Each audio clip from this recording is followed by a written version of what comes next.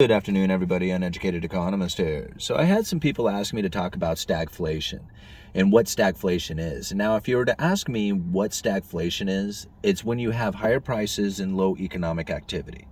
And now I guess the easiest way to kind of describe it is if you can imagine a restaurant that serves like, say, 50 hamburgers a day. The price of hamburgers moves up to $20 a piece. They have less hamburgers being sold. Now they're down to 15 hamburgers a day, less economic activity taking place. That would be like a stagflationary scenario where the prices are moving up. They're selling their product for a higher price, but there's less products being sold. Less houses, less cars, less everything taking place because of all the shortages. Now, because there's a shortage, you have a demand for those products. And when you have a demand for those products and a shortage of them, the prices move up. Now, something I had to think about for a while is like, what's going to come from this stagflationary scenario? Now, this is a false situation because it's not so much that there is a shortage of products. The products are there. They just happen to be out on a ship or in a warehouse or on a truck or in a container or somewhere that is not on the shelf or not in the people's production line so that they can finish their products. So at some point, we are going to have a situation in which stores or businesses are going to fail. Now, it's already starting to happen, but it's going to start happening on a grand scale. If you cannot get your product, if you cannot get your part, and you cannot complete your product, then you're done. You're out of business. So how long this goes on for is going to be very destructive to the economy. And the more it takes place, the more likelihood that you're going to run into a recession.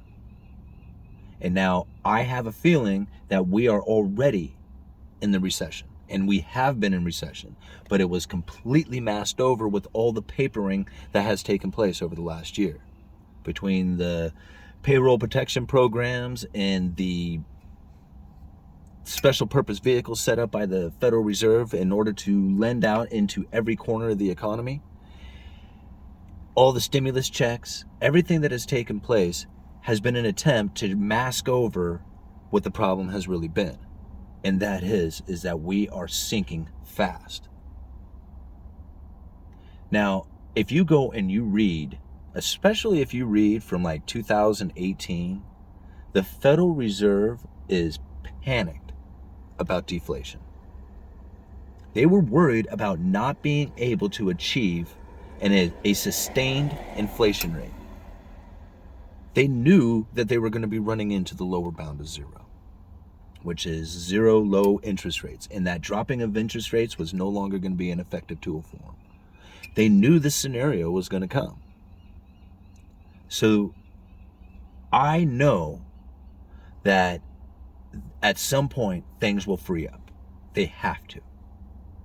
For every action, there's an equal and opposite reaction. There's not enough containers out there, so they're building more containers. What happens when all the containers start to free up? Now you're going to have an abundance of containers. You're going to have too many containers. These are the type of things that happen. It's like an overreaction.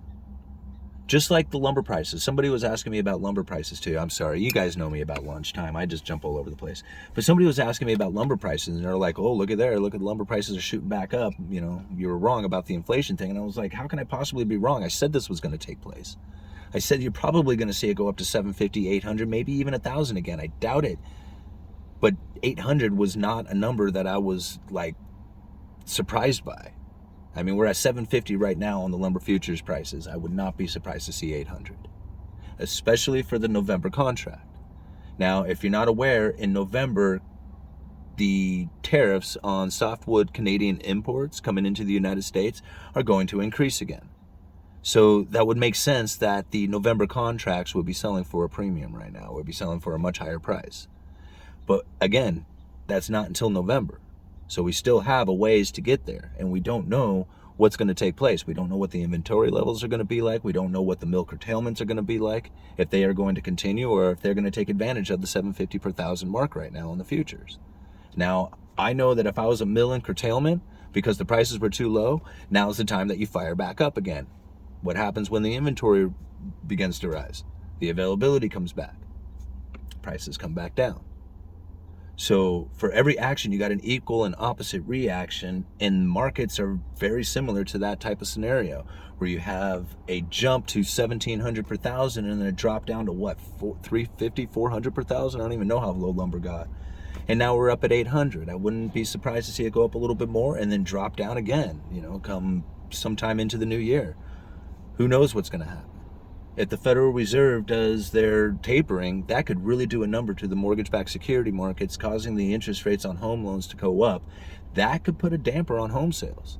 And already home sales are pretty low considering the low inventory. That's not going to do well for mortgage lenders out there. I mean, there's a huge industry that's built around building homes, and right now it is very difficult to build homes. I mean, I forget what portion of the United States economy that building homes and the building industry is, but it's like the biggest portion, if I remember right. I just can't remember what percentage it is.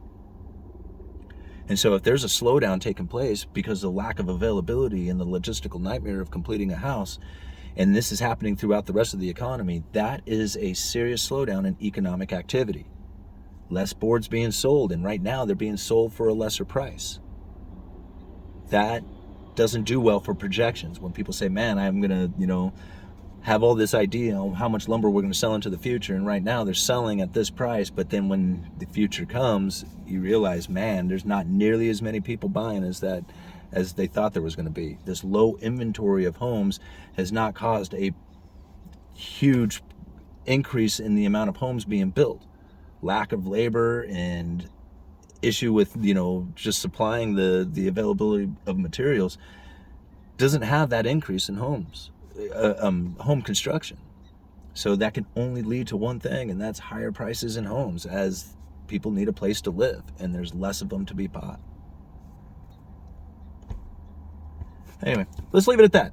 Uneducated Economist. You guys let me know.